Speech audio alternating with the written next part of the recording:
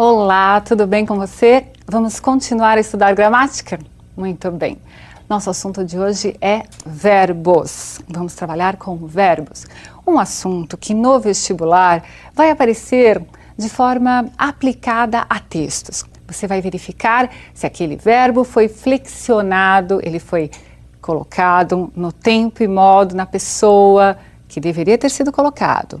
Ou, às vezes, pode aparecer alguma questão para que você flexione o verbo, quer dizer, para que você coloque determinado verbo num tempo, num modo, numa pessoa e num determinado número, singular ou plural. O que nós vamos ver hoje são essas possibilidades de flexão. Flexão é a mudança do verbo e, de verdade, o verbo traz algumas complicações porque é a palavra na língua portuguesa que mais possui flexões. Não é? É aquela que tem uma abrangência de possibilidades de transformação. O básico você já sabe, os verbos se dividem em 3 conjugações. Primeira, aqueles terminados em ar, amar, por exemplo. Segunda conjugação, aqueles terminados em er, não é? Então, vender, por exemplo. E terceira conjugação, aqueles terminados em ir, partir, por exemplo. E aí, acrescenta-se a segunda conjugação, o verbo por. É o único verbo terminado em or e ele entra ali de viés, não é? No grupinho da segunda conjugação. Você vai perceber que nessas flexões, né, há verbos que são regulares e irregulares e essas transformações verbais, os regulares e irregulares, nós veremos numa próxima aula.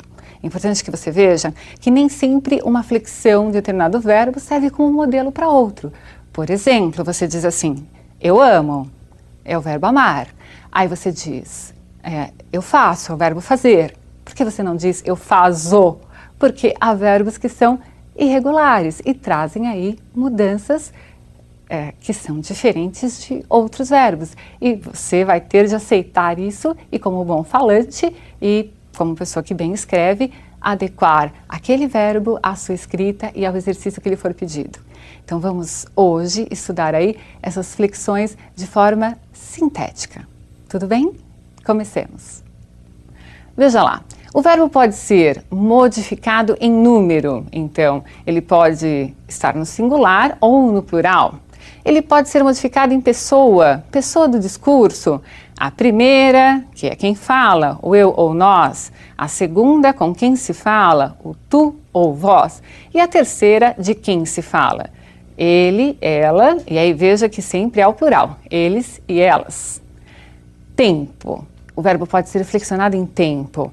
Basicamente, os tempos são presente, pretérito e futuro. Outra flexão é a de modo, veja lá, modo indicativo, subjuntivo, imperativo e coloquei também aí as formas nominais. Formas nominais são aquelas que podem ser usadas tanto como verbos, como ser usadas como nomes. Como assim nomes? Podem ser usadas como substantivos ou como adjetivos.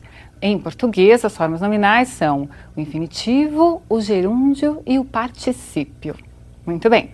Outra flexão é a flexão de voz. Então, nós podemos ter o verbo na voz ativa, voz passiva e voz reflexiva.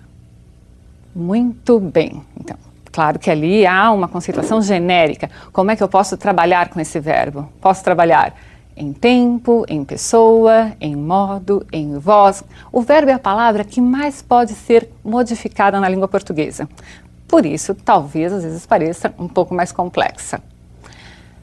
Comecemos aí a entender melhor quais são essas flexões. Então, nós vimos no geral, não é, um quadro geral dos conceitos. Agora vamos começar a trabalhar, entendê-los um a um. Veja. A primeira flexão que nós vamos trabalhar, o que é o modo? Bom, todo mundo diz assim, há 3 modos, o indicativo, o subjuntivo e o imperativo. Tá, mas para que ele serve? Por que é que eu mudo o verbo de modo, eu flexiono o verbo em modo? Porque o modo, ele vai indicar a atitude do falante em relação ao fato que está sendo comunicado, que se comunica. Então veja lá, o modo indicativo refere-se aos fatos, considerando que eles ocorreram, que eles ocorrem e ocorrerão. Ou seja, o falante em relação ao fato, quer que se tenha essa ideia de que ele ocorreu, o fato, de que ele está ocorrendo ou de que ele virá a ocorrer. Entenderam isso? Então, eu só vou usar o modo indicativo quando houver aí uma certeza, não é, de que o fato ocorreu, ocorre ou ocorrerá. O exemplo, eu comprei aquela roupa. Está naquele tempo que você já conhece, que é o pretérito.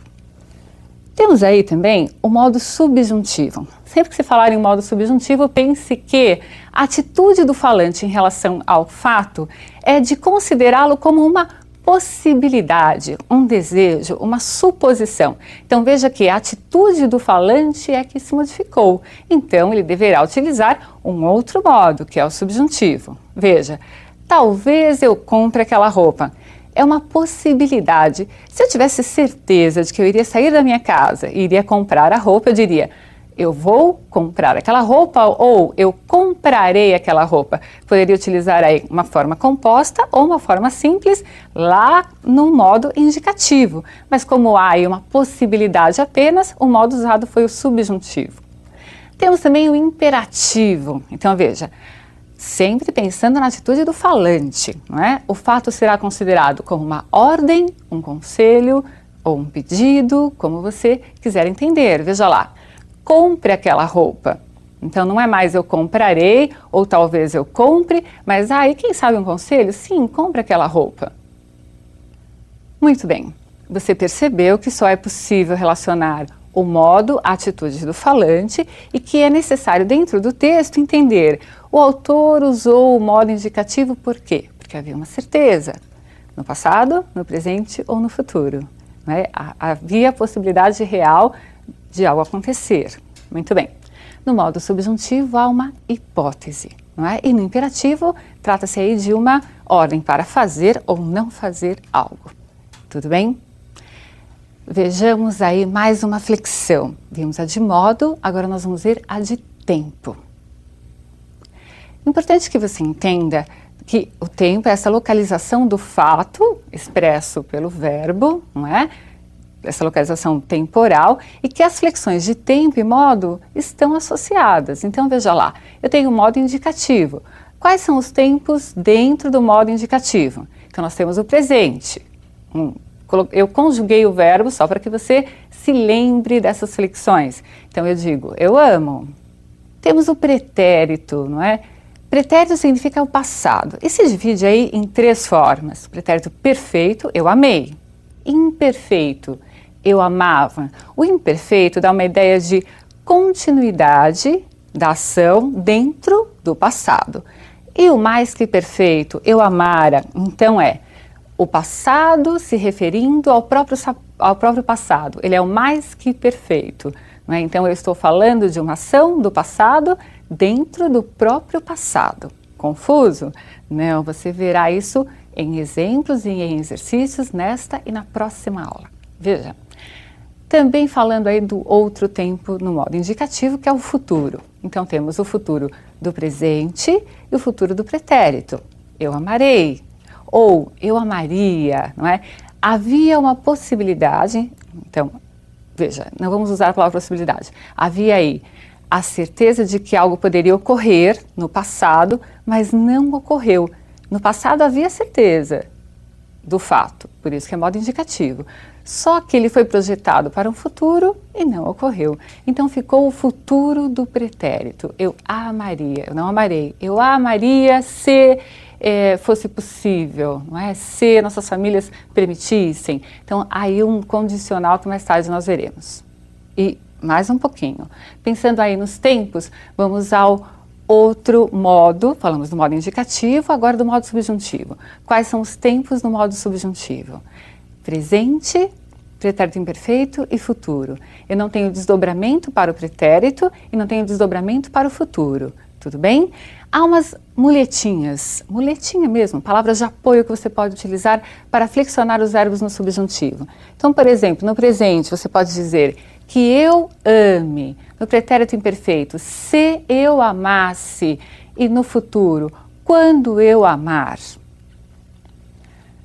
Entendeu? Então, tempo está relacionado a modo. Eu preciso verificar tempo e modo para saber se ele está adequado ao contexto. Vamos continuar a ver essas flexões. Veja, ainda aparece aí o imperativo. Nós temos o imperativo localizado no presente, né? Você não vai pedir para que alguém faça uma ação no futuro, porque você vai usar então o verbo no futuro. É neste momento, então veja lá, presente, o imperativo vai ficar no presente, só no presente, e ele é afirmativo ou ele é negativo, não é? Então, ama tu, eu tenho lá, não ames tu. Percebeu? Vimos aí então quais são essas variações, essas flexões de tempo e de modo. Nós vamos ver agora outra flexão que é própria do verbo, que é o chamado aspecto verbal, muito importante no vestibular. Veja lá. Alguns aspectos verbais. O que significa aspecto verbal? Significa que, às vezes, o verbo está em determinado tempo e modo, mas ele tem um sentido diferente do que quer expressar aquele tempo e modo. Por exemplo, pense aí nos mandamentos divinos. Se diz, não furtarás. O verbo está no futuro do presente, do modo indicativo. Então, não é para você furtar só no futuro? Não, é para que você não furte em tempo algum. Mas o verbo está no futuro. Mesmo assim, ele tem um aspecto diferente. Vejamos outros aspectos, veja lá. Habitual ou frequentativo. Não importa o tempo ou modo, você vai perceber que o verbo vai expressar hábito ou frequência. Ele chegava por volta das 9 ao trabalho, das 9 horas ao trabalho. Então, o verbo está no pretérito imperfeito, mas ele está indicando um hábito, sempre ocorre daquela forma. Vamos a outro aspecto. Inceptivo ou incoativo. Essas palavras já indicam o início do processo verbal. Então veja, ele começou a perder a paciência. O verbo está no pretérito, é o pretérito perfeito do indicativo e mesmo assim eu estou me referindo a um processo verbal que está no início. Eu poderia colocar o verbo no presente até e ter essa mesma ideia de início. Por exemplo, ele começa a perder a paciência. Eu teria verbos em tempos diferentes, mas com o mesmo aspecto. Conclusivo ou cessativo, veja, expressa um processo que já foi concluído. Terminei a minha graduação. Aí eu tenho o pretérito perfeito e percebo claramente essa ideia de cessar. No vestibular, você precisa interpretar como esse verbo vai estar aparecendo. Então veja lá, cursivo ou progressivo, expressa um processo que se prolonga no tempo. Eu vivo com dor de cabeça. Vivo é um verbo no presente, mas o aspecto dele é de algo que sempre está ocorrendo. Não é só hoje que eu estou com dor de cabeça, eu estou sempre, então eu vivo com dor de cabeça. Então, o aspecto é aquele significado que o verbo vai adquirir dentro do contexto. Isso é cobrado sim de você no vestibular, pode ter certeza. Você entendeu os tempos, você relembrou dos modos, viu para o que servem e viu aí quais são os aspectos verbais. Continuaremos a estudar esse assunto na próxima aula. Tudo bem? Um grande abraço para você.